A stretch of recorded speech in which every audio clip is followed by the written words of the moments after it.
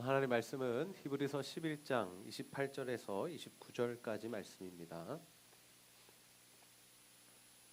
히브리서 11장 28절에서 29절까지 말씀 우리 한 목소리로 함께 읽도록 하겠습니다. 시작. 믿음으로 유월절과 피 뿌리는 예식을 정하였으니 이는 장자를 멸하는 자로 그들을 건드리지 않게 하려 한 것이며 믿음으로 그들은 홍해를 육지같이 건넜으나 애굽 사람들은 이것을 시험하다가 빠져 죽었으며. 아멘. 오늘은 믿음 시리즈 7번째 시간으로 구원과 믿음이라는 제목으로 하나님의 말씀을 나누도록 하겠습니다. 오늘도 하나님의 은혜를 사모하여 이 자리에 모인 여러분 모두를 환영하고 축복합니다. 우리 옆 사람과 한번 인사할까요? 믿음으로 삽시다. 네. 오늘 우리가 유월절 사건 그리고 홍해를 건너는 그 사건, 이 두 가지 사건을 우리가 함께 살펴보고자 합니다. 하나님께서 모세를 통하여 이스라엘 백성들을 출애굽해 내십니다. 출애굽은 무엇이냐면 애굽에서 나왔다라는 것이죠. 하나님께서 이 애굽에 10가지 재앙을 내리시는데 이 재앙을 통해서 하나님이 어떠한 분이신지, 하나님이 어떠한 존재이신지를 보여주셨습니다. 여러분이 믿는 하나님은 어떤 분이십니까? 여러분의 생각 속에 하나님께서 이스라엘 백성들을 구원해 내실 때 하나님께서 즉시 바로와 애굽 사람들 모두를 죽이실 수 있는 능력의 하나님이심을 믿으십니까? 아멘. 네. 하나님 그렇게 능력이 있으신 분이세요. 우리가 잘 알지만 하나님의 말씀 한마디 또는 하나님의 손짓 하나, 하나님의 생각만 있으면 모든 사람이 그 순간에 목숨을 잃을 수 있다라는 거죠. 그런데 우리가 여기서 생각해 볼 점이 무엇이냐면, 그렇다면 그런 능력의 하나님께서 왜 바로와 애굽 사람들을 강팍해 만드셔서 그 애굽 땅에 10가지 재앙이나 내리게 하셨느냐라는 것입니다. 하나님 한순간에 정리하실 수 있으셨지만 왜 하나님 10가지 재앙을 내리시면서 이스라엘 백성들을 구원해 내셨냐라는 거죠. 하나님께서 그들 가운데 10가지 재앙을 내리셨던 주된 이유는 무엇이냐면 애굽 백성들, 바로와 애굽 사람들을 심판하시기 위한 의도도 있으셨지만 그것보다 중요한 것이 무엇이냐면 하나님의 백성들, 이스라엘 백성들이 하나님이 어떤 분이신지를 알기 원하셨다라는 거죠. 그래서 하나님께서는 10가지 재앙을 통하여 자신을 계시하셨습니다. 이 계시라는 것은 무엇이냐면 하나님께서 자신을 보여주신, 자신이 어떠한 분이신지를 나타내신 것을 우리가 계시라고 하는데 하나님께서 자신을 이 계시하시죠. 여러분 이스라엘 백성들이 애굽 땅에 들어간 지 몇 년이 되었습니까? 대략 400년이 되었죠. 하나님께서 아브라함에게 말씀하셨습니다. 네 민족이, 네 자손들이 애굽 땅에 들어가 종살이를 하겠지만 내가 400년 후에 그들을 건져낼 것이다. 그들을 다시 이 가나안 땅으로 인도할 것이다 라고 분명히 말씀하셨습니다. 그런데 여러분이 400년이라는 기간이 굉장히 깁니다. 왜 기냐? 이스라엘 백성들이 살아계신 하나님을 이렇게 체험하지 못한 그 시간 400년은 너무나 길었다라는 거죠. 그 땅에 들어온 야곱과 그의 가족들 그리고 요셉 같은 경우는 하나님이 누구신지, 하나님이 진짜 살아계신 분이신지를 몸소 체험한 사람들입니다. 야곱은 어떠했습니까?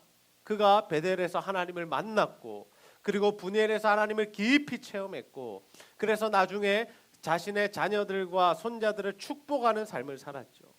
요셉은 어떠했습니까? 애굽에 끌려가서 노예살이, 종살이, 그 다음에 감옥에까지 끌려가면서 그가 그곳에서 하나님을 만나고 그가 형들이 왔을 때 했던 고백이 무엇이냐면 형들이여 고민하지 마소서. 하나님께서 나를 여기 먼저 보내셨습니다. 우리 가족들, 우리 민족들을 살리시기 위하여 나를 먼저 이곳에 보내신 것이니 근심하지 마소서라고 고백하죠. 그들은 살아계신 하나님을 너무나도 깊이 체험했다라는 겁니다. 그런데 그 이후의 세대들은 하나님을 체험할 일이 별로 없었다라는 거죠. 그들은 애굽의 종살이를 하면서 하나님이 어떤 분이신지, 하나님 무엇하는 분이신지 하나님 우리 민족과 우리 백성들을 향한 어떤 계획을 가지고 계신지를 전혀 알지 못했습니다. 그래서 하나님 그 땅에 10가지 재앙을 내리시면서 애굽을 심판하신과 동시에 이스라엘 백성들에게 하나님이 누구신지를 보여주시고 알려주시고 나타내시고 계시하셨다라는 거죠. 그렇다면 여러분, 하나님께서 이스라엘 백성들에게 이 출애굽을 시키실 때 한 가지 주시는 것이 무엇이냐면 유월절입니다. 그리고 그 유월절 이후에 그들이 출애굽한 이후에 다시 한번 맞닥뜨리게 되는 상황이 뭐냐면 홍해를 건너는 사건이다라는 거죠. 과연 이 두 사건이 우리에게는, 지금 시대를 살아가는 우리에게는 어떠한 의미가 있을까요? 여러분, 사람이 구원을 받는 방법은 무엇입니까?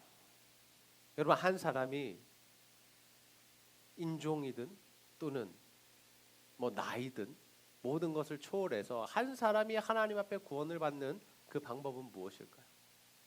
여러분 잘 아시다시피 하나님께서 우리를 선택해 주시고 불러주시고 믿음 주시고 우리의 인생을 인도해 주심으로 우리가 구원을 받습니다. 그래서 우리가 구원을 설명할 때 어떻게 설명하느냐? 뭐 여러 가지 칭의와 성화와 영화와 뭐 부르심과 이런 여러 가지 용어들이 있지만 그 가운데 모든 것을 통틀어서 설명할 수 있는 단어가 바로 은혜입니다. 하나님께서 자격 없는 우리들을 불러주시고 자녀 삼아주시고 의롭다 하시고 우리에게 믿음 주셔서 예수를 주로 고백하게 하시니 모든 일들, 그리고 우리가 이 땅을 살아가는 가운데 하나님 나라 가는 그날까지 우리의 이 믿음의 여정을 인도해 주시는 분이 하나님이시기에 우리는 그분의 은혜로 구원을 받는다라고 우리가 그렇게 고백할 수 있다라는 거죠. 근데 히브리서 이 저자가 이 이스라엘 백성들이 이 유월절, 이 구원을 받는 일에 있어서 이스라엘 백성들의 믿음을 이렇게 표현하고 있습니다. 우리 히브리서 11장 28절 말씀 함께 읽습니다. 시작. 믿음으로 유월절과 피 뿌리는 예식을 정하였으니 이는 장자를 멸하는 자로 그들을 건드리지 않게 하려 한 것이며. 아멘. 믿음으로 유월절 피 뿌리는 예식을 정하였다라고 하죠. 근데 우리가 마치 보면 이 말씀을 보면 모세나 이스라엘 백성들의 믿음으로 그 유월절이 발생했다라는 것처럼 느껴질 수 있습니다. 그러나 우리가 계속해서 살펴보면 그것이 아닌 것을 알 수 있죠. 여러분이 유월절 사건은 어떤 사건입니까? 이스라엘 백성들이 이 애굽 땅에 있을 때 하나님께서 내리신 마지막 재앙이 있는데 그 재앙이 무엇이냐면 바로 장자의 죽음입니다. 하나님께서 그 땅에 9가지 재앙을 내리실 때 그 재앙이 어떤 이 특징이 있었냐면 그 땅에 살아가는 이 애굽 사람들이 섬기는 신들 또는 이 믿는 존재들에 대하여 하나님께서 심판하셨다라는 거죠. 단순히 하나님께서 뭐 황충을 보내시고 흑암을 보내시고 우박을 내리시고 메뚜기 보내시고 뭐 이를 보내시고 파리를 보내시고 물이 피가 되게 하신 것이 그냥 우연의 일치나 하나님 마음대로 막 역사하신 것이 아니라 그 당시에 살아가던 애굽 사람들이 자신이 믿고 따르던 그 신들이 하나님 앞에 심판받는 것을 느낄 수 있게 하셨다라는 거죠. 그 말은 이스라엘 백성들도 400년 동안 애굽 땅에서 살아가면서 자신들도 모르게 자신 안에 들어왔던 그 우상들, 신앙의 주체들, 그리고 그들이 믿고 신뢰했던 그 어떠한 것들에 대해서 하나님께서 철저하게 무너뜨리셨다라는 거예요. 그런데 마지막으로 하나님께서 내리신 재앙이 뭐냐? 바로 장자의 죽음이다라는 거죠. 여러분이 장자의 죽음으로 인해 누가 죽습니까? 애굽 땅에 살아가는 모든 백성들의 장자, 첫 아들과 그리고 가축의 첫 새끼들이 다 죽게 됩니다. 그런데 이것이 가진 의미가 뭐냐? 단순히 첫째가 죽었다라는 것이 아니라 그 모두가 죽었다라는 것을 의미한다라는 거죠. 성경에서 우리가 첫째라는 것이 굉장히 중요하고 장자라는 개념이 굉장히 중요하죠. 그래서 그 하나님께서 장자의 죽음을 내리실 때 애굽 사람들이 무엇을 느꼈느냐? 우리가 다 죽었구나. 우리는 이제 다 죽었구나. 단순히 한 아들만 죽었으니 괜찮다. 야, 가축이 한 10마리씩 자녀를 새끼를 낳는데 한 마리 죽은 건 뭐 어떠냐? 이 느낌이 아니라 야, 하나님께서 진짜 우리를 심판하셨구나라는 것을 뼈저리게 느꼈다라는 거죠. 근데 여러분 여기서 중요한 게 뭐냐? 하나님께서 그 애굽 땅의 모든 장자가 죽는 심판을 내리시는데 누구는 살려주시냐면 이스라엘 백성들은 살려주셨다. 여러분 그들을 살려주셨던 그 방법이 무엇이냐면 출애굽기 12장 6절에서 7절까지 말씀인데요. 우리 한번 읽어보도록 하겠습니다. 시작. 이달 열나은 날까지 간직하였다가 해질 때 이스라엘 회중이 그 양을 잡고 그 피를 양을 먹을 집 좌우 문설주와 안방에 바르고. 아멘. 유월절의 중심에 무엇이냐면 어린 양이 있습니다. 하나님께서 그들에게 말씀하십니다. 이제 마지막 재앙을 내릴 텐데 모든 장자가 죽을 거다. 그런데 그 가운데서 너희들은 살려줄 건데 사는 방법이 뭐냐? 1년 된 어린 양을 잡아서 그 피를 문 좌우 설주와 인방에 바르라라는 것이었어요. 다른 것 없습니다. 어린 양의 피를 문 좌우 설주와 인방에 바르는 것, 그것이 이스라엘 백성들이 구원을 받을 수 있는 유일한 길이었다라는 것입니다. 그래서 이 유월절로 인하여서 누군가는 심판을 당해 죽었고 누군가는 살았다라는 겁니다. 그러니 유월절의 핵심이 뭐냐? 바로 예수 그리스도의 피다라는 거죠.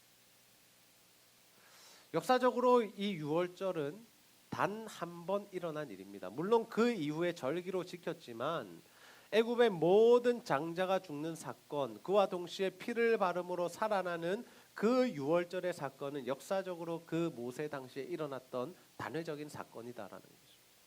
그러나 지금 시대의 우리들도 이 유월절의 피, 예수 그리스도의 피를 영적인 의미로 체험할 수 있다라는 겁니다.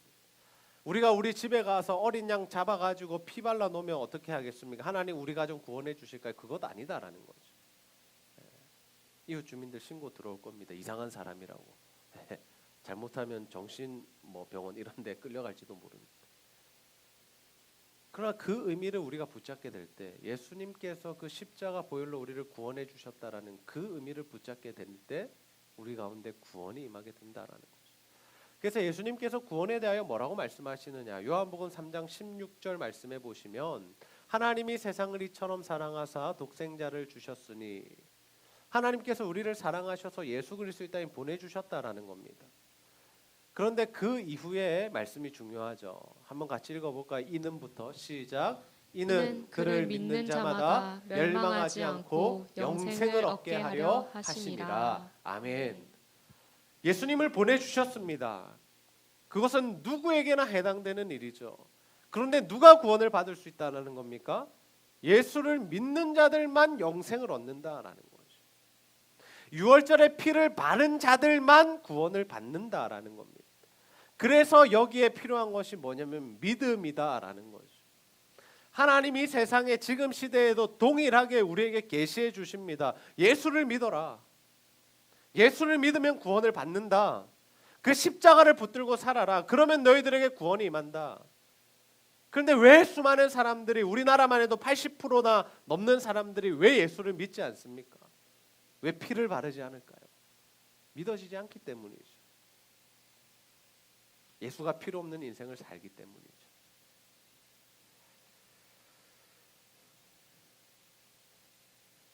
제가 여러분에게 정말 근본적이고 또 정말 우리 인생의 가장 중요한 질문 다시 한번 여러분이 던지고자 합니다. 여러분 예수 그리스도를 믿으십니까? 여러분 정말 예수 그리스도의 십자가 보혈을 의지하는 삶을 살아가고 있으십니까? 여러분 우리 인생에 이것이 가장 중요한 문제입니다. 바라기는 우리 제자들교회 성도님들, 특별히 우리 젊은 세대와 다음 세대들이 예수 그리스도를 믿고 그 예수 그리스도의 십자가 보혈을 의지하는 삶을 사셔서 하나님 베푸시는 구원을 얻게 되시기를 주님의 이름으로 축복합니다. 그렇다면 여러분, 우리가 예수 그리스도로부터 구원을 받고 예수를 믿고 그리고 구원의 확신을 가지게 되는데, 그렇다면 그 이후의 삶은 어떠해야 할까요? 우리가 구원을 받는 것은 하나님의 전적인 은혜로 구원을 받는데 그 구원받은 자로서의 합당한 삶의 모습은 무엇이냐라는 것입니다. 여러분 우리가 구원을 받은 이후에 구원의 삶을 산다는 것을 어떻게 설명해낼 수 있을까요? 저는 그것을 오늘 우리가 읽었던 본문 말씀, 이 홍해를 건너는 사건으로 한번 설명해 보고자 합니다. 하나님께서는 우리 모든 구원받은 하나님의 자녀 그리스도인들에게 홍해를 건너는 사건을 허락하시죠. 여러분, 이스라엘 백성들이 출애굽한 이후에 만나게 된 상황이 무엇이었습니까? 홍해 앞에 섰고 바로와 그의 군대가 자신들을 죽이기 위해 쫓아오는 상황이었습니다. 우리가 출애굽기 말씀 읽진 않겠지만 하나님께서 바로의 마음을 충동하십니다. 그것이 무엇이냐면 저 이스라엘 백성들을 다시 잡으러 가서 죽이자라는 그 마음을 하나님께서 주셨다라는 거죠. 왜 주셨을까요? 이스라엘 백성들 죽이려고 그 마음을 주셨을까요? 아니죠. 이스라엘 백성들에게 구원이 무엇인지, 하나님의 능력이 무엇인지를 보여주시기 위하여 바로의 마음을 충동하시고 그 바로가 그렇게 움직이도록 하셨다라는 겁니다. 여러분, 우리가 이 시대를 살아가면서 참 많은 강대국들이 또 우리나라와 이 연관을 맺고 있는 여러 나라들의 이 모습들을 보게 됩니다. 우리는 그렇게 생각할 수 있습니다. 하나님, 저 사람 좀 데려가시면 안 됩니까? 하나님, 일시에 좀 처리해 주시면 안 됩니까? 라는 우리가 생각을 할 수 있다라는 거죠. 그러나 여러분, 어떤 사람이 어떤 말을 하든 어떤 행동을 하든지 사실 이 모든 것이 하나님의 손에 달려 있다는 것을 기억하시기를 바랍니다. 우리는 이해할 수 없습니다. 하나님 왜 이렇게 역사하시는지, 왜 이 우리 사람의 역사를, 특별히 우리나라를 이러한 길로 인도하시는지 우리는 알 수 없지만 모든 것이 하나님의 손 안에 있기 때문에 우리가 그분을 신뢰하며 나아가면 된다라는 거죠. 이스라엘 백성들이 홍해 앞에 서 있고 바로의 군대가 자신들을 쫓아온다는 소식을 들을 때 그들의 마음이 어떠했을까요? 굉장한 두려움에 휩싸이게 됩니다. 바다가 있으니 건너가지도 못하고 뒤에서는 애굽이 말과 병거와 군사들이 이끌고 쫓아온다는 소식이 들리니, 그래서 이 이스라엘 백성들이 어떻게 하냐면 하나님께 원망하고 모세에게 불평합니다. 그들이 했던 이야기가 무엇이냐면, 왜 우리를 애굽에 두지 않고 이렇게 강야로 끌고 나와서 이곳에서 죽게 하느냐라는 거죠. 우리가 그곳에서 잘 살았는데 왜 출애굽하자 이야기하고 왜 우리를 이렇게 인도해 내서 여기서 바로의 군대에 다 죽게 만드냐라는 불평을 한 거죠. 여러분, 우리도 인생의 고난과 문제와 아픔을 만날 때 이렇게 반응할 수 있습니다. 우리가 예수를 믿은 이후에 우리의 삶 가운데도 어려운 일들이 닥쳐오죠. 특별히 예수를 믿는 일로 인하여서 그 어려움들이 있을 때 우리 마음 가운데 하나님에 대한 그러한 이 불평이나 원망이 생길 수 있습니다. 하나님, 왜 이렇게 하십니까? 하나님, 내 삶을 왜 이렇게 어렵게 하십니까? 하나님, 내 인생을 왜 이렇게 고되게 하십니까? 하나님, 나를 부르셨으면, 하나님 나를 구원하셨으면 이제는 좀 성공의 길도 걷게 하시고 평탄한 삶을 살게 하시고 세상에서 높아지는 인생으로 좀 삼아주시면 좋겠는데 왜 이렇게 어렵게 하시느냐라는 거죠. 그러나 여러분, 하나님께서 우리에게 고난을 주심은 우리를 죽이시기 위함이 아니라 하나님의 놀라운 능력을 경험하게 하기 위함인 줄 믿으시기를 바랍니다. 하나님께서 모세를 명하사 홍해를 가르시죠. 이스라엘 백성들이 홍해를 마른 땅으로 건넜다라고. 하나님의 엄청난 놀라운 역사를 경험하죠. 근데 그들에게 있어서 실제로 이 일은 참 힘든 일이었습니다. 물론 이 엄청난 역사로 이게 갈라졌지만, 바다가 갈라졌지만 여러분, 그 안에 들어가서 걷는다고 한번 생각해 보십시오. 언제 저 파도가, 벽이 된 파도가 다시 덮칠지 모르는 그러한 두려운 마음으로 그들이 그 길을 걸어갔다라는 겁니다. 그래서 여러분, 우리가 예수를 믿은 이후에 구원의 삶을 살기 위해서 필요한 것이 있는데 그것이 무엇이냐면 바로 믿음입니다. 하나님이 나와 함께 하신다. 하나님이 역사의 주관자가 되시고 하나님 이 일을 통하여 하나님의 놀라운 기적을 일으키실 것이라는 그 믿음을 있어야 우리가 그 홍해로 들어가는, 그 마른 땅으로 건너는 역사를 체험할 수 있다라는 거죠. 여러분, 우리 인생에도 하나님께서 우리를 무언가 홍해로 내미시는 것 같은 느낌을 받을 때가 있지 않습니까? 특별히 우리의 인생에 우리의 뜻대로 되지 않는 문제들 만날 때, 여러 번 우리가 시험을 쳤지만 결과가 좋지 않을 때, 내가 사랑하는 사람과 결혼하고 싶은데 그 일이 잘 풀어지지 않을 때, 부모님들이 좀 빨리 예수 믿고 돌아왔으면 좋겠는데 그 일이 더디 진행될 때, 좋은 대학에 가고 싶었는데 원하지 않는 대학교에 갔을 때 우리가 그러한 마음들을 느낄 수 있다라는 거죠. 근데 여러분 독수리가 새끼를 날게 할 때 어린 독수리에게 나는 법을 가르칠 때 어떻게 하시는지 아십니까? 땅에서부터 시작하지 않는다라는 거죠. 안전한 곳에서 시작하지 않습니다. 독수리는 높은 곳에 둥지를 만든다라고 합니다. 그리고 그곳에서 자신의 새끼들을 밀쳐낸다. 여러분 그때 이 땅으로 떨어지는 독수리가 어떤 생각을 할까요? 모르겠습니다. 독수리가 생각이 있는지는. 근데 만약에 독수리에게 생각이 있다면 이런 생각할 것 같아요. 우리 엄마 아빠 왜 저래? 날 죽이려 저러나? 아 정말 미치겠네. 나 이러다 죽는 거 아니야? 그런데 그 독수리가 중요한 게 뭐냐면 하늘에서 높은 곳에서 떨어지면서 자신도 모르게 자신의 본능으로 하는 일이 있는데 그것이 바로 날개짓이다라는 거죠. 살기 위해서 몸부림을 치고 날개를 칠 때 한 번, 두 번, 세 번, 몇 번 만에 될지는 모르겠지만 그가 어느새 그 훈련들을 통해서 하늘을 날고 있더라. 여러분 하나님께서 우리의 인생을 이끌어 가시는 방법이 이와 비슷하다라는 거죠.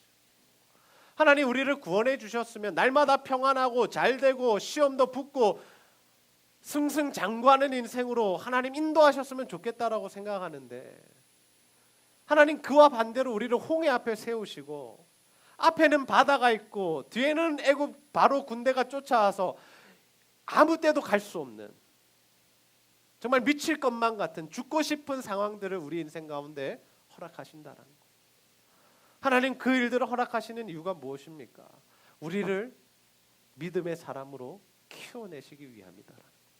하나님과 함께 하나님의 역사에 동참하는 자로 만드시기 위하여 우리 인생에 그러한 힘든 일들을 주신다라는 것. 그래서 이러한 상황 가운데 있는 이스라엘 백성들에게 모세가 무슨 말씀을 하고 있습니까? 우리 출애굽기 14장 13절 말씀 함께 한번 읽어보겠습니다. 시작. 모세가 백성에게 이르되 너희는 두려워하지 말고 가만히 서서 여호와께서 오늘 너희를 위하여 행하시는 구원을 보라. 너희가 오늘 본 애굽 사람을 영원히 다시 보지 아니하리라. 아멘. 모세가 이렇게 이야기합니다. 야 두려워하지 마. 두려워하지 마. 그리고 나서 하는 말이 너무나 멋있죠. 여호와께서 오늘 너희를 위하여 행하시는 구원을 보라. 하나님께서 오늘 너희를 위하여 한 구원의 능력의 일을 행하실 텐데 너희들 그것 좀 봐라라는 겁니다. 우리 한번 따라해 봅시다. 하나님을 바라봅시다. 하나님을 바라봅시다. 하나님을 바라봅시다. 하나님을 바라봅시다. 우리가 하나님을 바라봐야죠. 우리가 이 땅을 바라보면, 우리가 현실을 바라보면, 세상을 바라보면, 내 처지와 내 꼬라지를 바라보면 두려움과 낙심과 실망밖에 할 게 없죠. 그러나 그 순간에 우리가 하나님을 바라보면, 우리를 구원하셨고 우리를 구원해 가실 그 하나님의 능력을 우리가 바라보면 우리가 힘 있는 삶, 능력 있는 삶, 행복한 삶, 익사이팅한 삶을 살 수 있다라는 겁니다. 여러분 우리가 구원의 삶을 살게 될 때 하나님 우리에게 무엇을 허락하시냐면 하나님의 놀라운 능력을 경험하는 특권을 주십니다. 이 하나님의 능력을 경험한다라는 것은 세상 사람들은 경험할 수 없고 이해할 수 없는 일입니다. 병에서 낫는 것, 암이 치유되는 것, 의사들은 설명해낼 수 없습니다. 예수 믿지 않는 사람들은 이해할 수 없는 영역입니다. 하나님께서 우리 가운데 은혜를 베푸실 때 우리가 그러한 하나님의 놀라운 기적과 이적과 표적들을 경험하게 된다는 거죠. 하나님께서 그러한 이적과 표적과 기적과 역사들을 우리 삶 가운데 경험하게 하시고 기도에 응답을 허락해 주시고 하나님의 음성을 들려주시는 그 궁극적인 이유가 뭐냐라는 거죠. 하나님의 뜻과 계획이 뭐냐라는 거죠. 왜 우리 인생에 그렇게 찾아와 주시고 구원해 주시고 놀라운 일들을 경험하게 하시느냐라는 거죠. 그에 대한 답이 베드로전서 2장 9절 말씀에 있습니다. 우리 한번 읽어봅시다. 시작. 그러나 너희는 택하신 족속이요 왕 같은 제사장들이요 거룩한 나라요 그의 소유가 된 백성이니 이는 너희를 어두운 데서 불러내어 그의 기이한 빛에 들어가게 하신 이의 아름다운 덕을 선포하게 하려 하심이라. 아멘.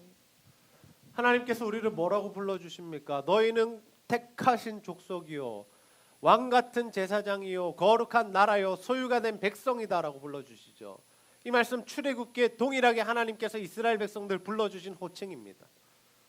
지금 베드로는 수천 년 이후에 이 말씀을 그대로 들고 옵니다. 하나님 우리를 구원해 주셨다.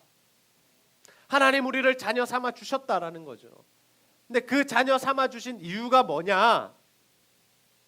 우리를 어두운 데서 이끌어내사 빛으로 인도하게 하신, 들여보내 주신 그 하나님 예수 그리스도 십자가를, 그 덕을 우리에게 선포하게 하시기 위함이다. 여러분, 우리가 살아가는 이유가 무엇일까요? 하나님 우리를 구원하시고 이 땅에 살아가게 남겨두신 이유가 무엇일까요? 다름이 아니라 예수 그리스도의 복음, 살아계신 하나님의 능력을 전파하기 위함인 줄 믿으시기를 바랍니다. 우리는 평생 복음의 삶을 살아가야 합니다. 하나님께서 우리에게 직업과 직장을 주신 이유, 그것으로 복음 전하라는 것이죠. 하나님 우리에게 은사와 은혜와 능력을 베풀어 주신 이유, 그것으로 복음을 전하라는 것이죠. 여러분, 우리가 이 땅을 살아가면서 기억해야 할 것은 내가 무엇을 가졌느냐, 얼마나 가졌느냐, 어떤 사람이 되었느냐, 어떤 직위에 올랐느냐가 아니다라는 겁니다. 그것이 중요한 것이 아니라 그것을 가지고 무엇을 해야 하느냐의 문제다라는 거죠. 우리 청년들 앞으로 미래를 바라보며 공부도 하고 있고 기술도 배우고 있고 자격증도 따고 있고 시험 준비도 하고 있는데, 무엇이 되고자 하는 그 목표를 세우고 나가는 건 너무나도 좋고 중요한 일이지만, 여러분은 그 질문보다 더 나아가서 이것을 통해서 하나님 나를 어떻게 사용하시기 원하십니까? 라는 그 질문이 있어야 한다라는 겁니다. 여러분, 사도 바울이 예수님을 만납니다. 다메섹 도상에서 예수님 만난 이후에 두 가지 질문합니다. 첫 번째 질문이 무엇이었습니까? 주여, 당신은 누구십니까? 라는 질문입니다. 그때 예수님 말씀하시죠. 네가 핍박하는 예수라. 그때 바울이 깨닫습니다. 아, 내가 예수 그리스도의 십자가 보혈로 말미암아 구원을 얻었구나. 그분이 지금 나를 찾아오셨구나. 그분이 나를 자신의 백성으로, 자신의 사람으로 불러주시는구나. 그 구원의 확신이 들어올 때 사도 바울이 했던 두 번째 질문이 무엇이냐면, 주여, 내가 무엇을 하리이까? 내가 무엇 하기를 원하시냐는 그 질문이 터져 나왔다라는 거죠. 하나님의 은혜로 구원받은 내가, 예수 그리스도의 십자가 보혈의 은혜로 구원받은 내가 어떤 삶을 살기 원하십니까? 여러분, 우리 가운데 이 질문이 있어야 할 줄로 믿습니다. 우리가 하나님 앞에 이 질문해야 합니다. 하나님, 나 구원해 주셔서 감사해요. 하나님, 내가 예수 믿어지게 해주신 건 너무나 감사합니다. 그러면 하나님, 이제 내가 무엇하고 살까요? 하나님, 내가 임용 붙여주셔서 감사하고, 하나님, 내가 이 시험을 통해서 좋은 직장 가지게 해주셔서 감사합니다. 하나님, 지금 내게 건강을 허락하셔서 이러한 활동들을 할 수 있게 해주신 거 감사합니다. 그러면 하나님, 내가 무엇을 할까요? 내가 하나님의 뜻과 계획을 이루어가는 삶은 과연 무엇입니까? 라는 질문이 우리 안에 있어야 한다는 거예요. 이번 주에는 제가 우리 전도사님들과 함께 셀 세미나에 다녀왔습니다. 세미나에 가면 늦잠을 자고 싶은 게 저의 마음이지만, 그곳에서 철로 역정 탐방 코스가 있다 그래서 신청을 했습니다. 6시에 신청을 해서 5시 반에 일어나서 전도사님과 함께 그 가이드가 있더라고요. 가이드 해주신 목사님 계시고, 그래서 같이 이렇게 산책을 하면서 그곳에 이제 존 버년의 이제 철로 역정에 대해서 동상들을 만들어서 실제로 그 여정들을 우리가 산책하면서 보고 느끼고 기도하고 또 찬양 부르는 그러한 순례를 체험하는 그런 프로그램이었는데, 좀 걷다 보니까 뭐가 나타났냐면, 이 주인공 크리스천이 십자가 앞에서 예수를 믿고 구원을 받는 그 장면이 나타난 거예요. 가뜩이나 산책을 싫어하는 제가 어떻게 느꼈겠습니까? 야, 이제 좀 있으면 끝나겠다. 존 버년이 이 크리스찬이 이제 예수님 만났네. 오케이. 야, 이 산책이 이렇게 빨리 끝나나? 라고 생각을 했는데 착각이었습니다. 그 산책 코스가 얼마나 걸렸냐면, 제가 크리스천이 예수님 믿고 십자가 앞에서 구원받는 게 20분 정도 됐을 때 있었던 일인데 1시간 10분이 지나서야 그 산책 코스가 마쳤습니다. 이는 무엇을 의미할까요? 우리가 예수를 믿고 구원을 확신하는 거, 우리 인생에 그것보다 중요한 일은 없습니다. 여러분의 인생에 예수를 믿고 예수를 주로 영접하고 하나님의 사람으로서 구원의 확신을 가지고 살아가는 것, 그것보다 중요한 일은 없다라는 거죠. 그런데 하나님께서 우리를 불러주신 그것이 끝이 아니라는 겁니다. 여러분 구원의 확신을 가졌다고 해서 끝이 아니라는 거예요. 여러분의 인생 가운데 하나님 찾아오셔서 앞으로 여러분의 인생을 통해서 하시고 싶으신 일이 더 많다라는 겁니다. 시간적으로 봤을 때도 하나님께서 우리를 불러주신 것은 짧은 순간이고, 또 우리가 젊어서부터 지금부터 예수를 믿고 있지만 우리가 생을 다하는, 언젠가 우리가 맞춰질지 모르는 그 마지막 순간까지 우리가 살아가야 할 그 믿음의 여정, 순례자의 길, 예수를 믿는 자로서 구원받은 자의 삶이 너무나 중요하다라는 거죠. 그래서 예수 믿었더니 구원받고 천국 갔더라로 끝나는 것이 아니라, 예수를 믿고 구원을 확신한 이후에 이러이러한 어려움이 있었고 이러이러한 하나님의 은혜를 경험하며 결국에 크리스천이 하나님 나라에 들어갔다라는 그 많은 시간의 내용들이 있더라.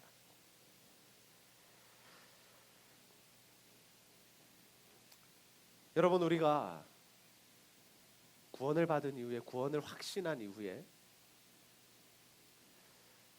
만약 그 자리에만 머물러 있다면, 우리가 그것으로만 만족하고 있다면, 그것은 우리가 홍해 앞에 선 이스라엘 백성들과 똑같은 모습일 겁니다.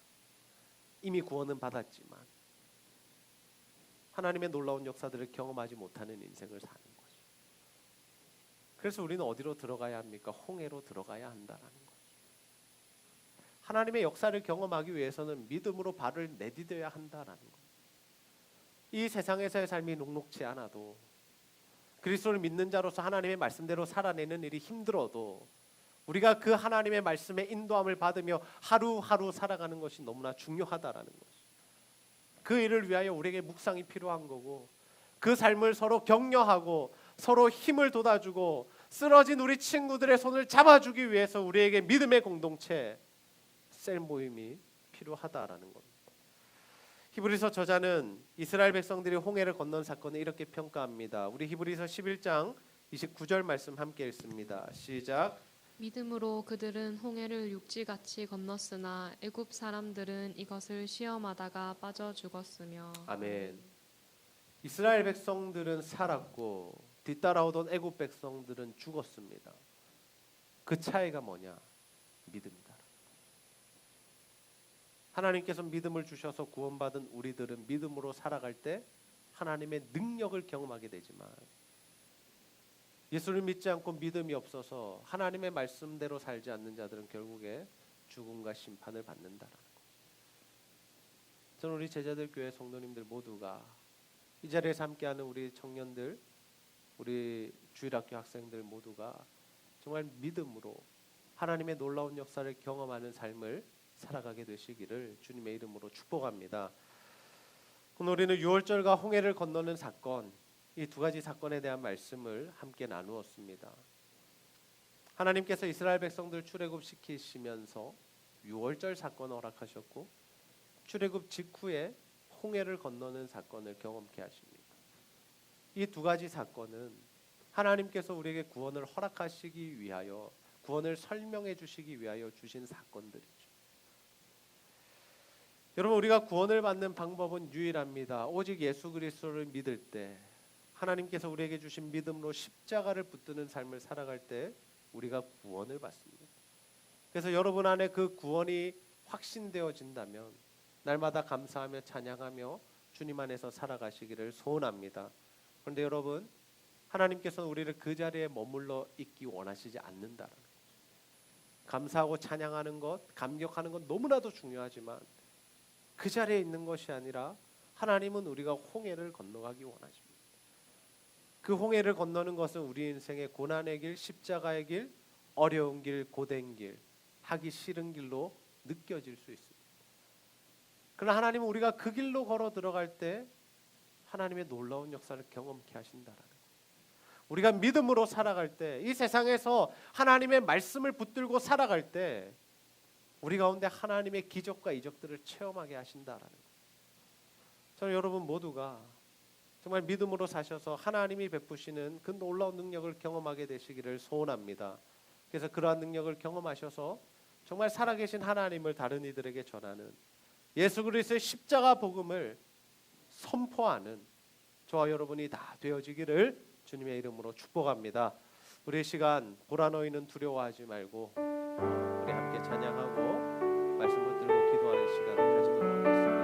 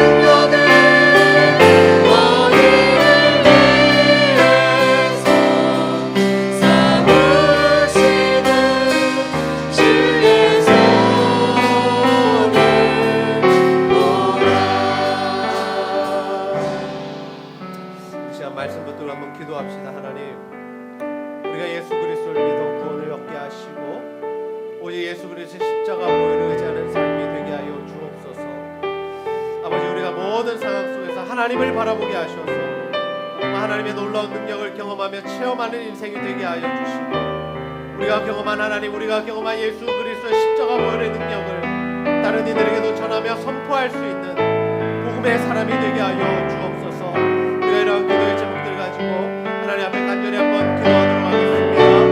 아버지 하나님 참으로 감사합니다. 하나님의 말씀에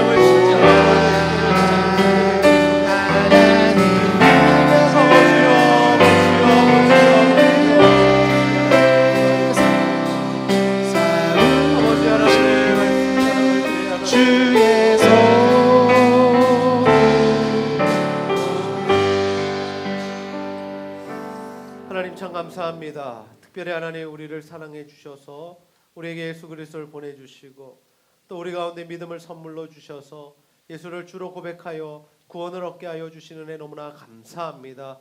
아버지, 우리가 날마다 그 구원의 은혜와 감격을 잃지 않게 하여 주시고 예수 그리스도의 십자가를 의지하는 삶을 살아갈 수 있도록 도와주시옵소서. 아버지, 우리가 그 믿음 붙들고 홍해로 들어가기를 소원합니다.